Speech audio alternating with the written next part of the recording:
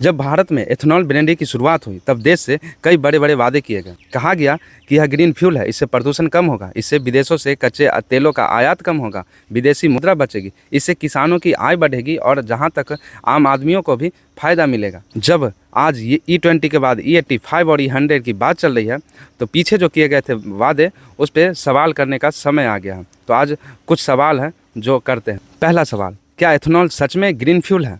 अगर यह green fuel है, इतना साफ ईंधन है, तो लोग इस पर सवाल क्यों कर रहे हैं?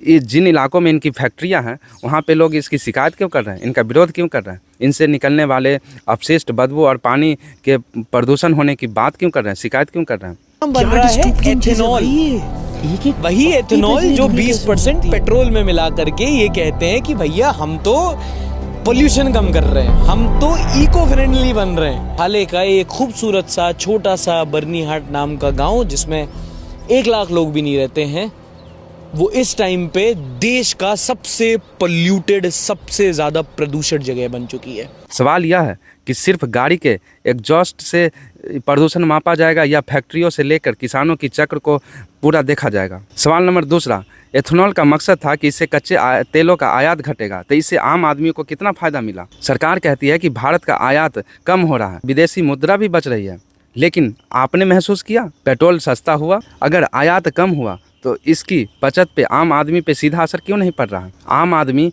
आज भी उतनी ही दाम क्यों चुका रहा है? पेट्रोल सस्ता क्यों नहीं हुआ? सवाल नंबर तीसरा, क्या एथेनॉल पानी की कीमत पे बन रहा है? भारत में एथेनॉल का बड़ा हिस्सा गन्ने और मक्के की फसल से बनता है।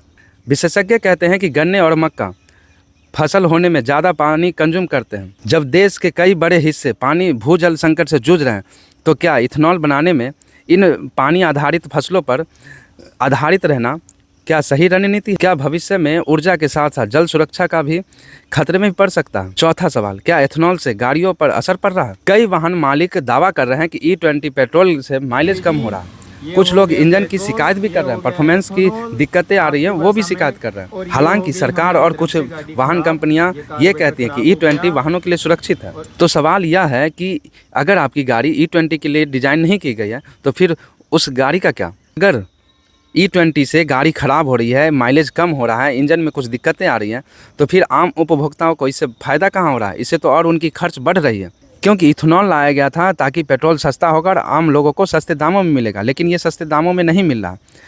और ये पॉल्यूशन जो हो रहा है जिससे लोगों के बीमारी हो रही है, कैंसर हो रहा है, इस सब का क्या? तो इन सब पे बात करना ज़रूरी है। इस पर आप लोग का क्या कहना है? कमेंट करके ज़रूर बताएँ।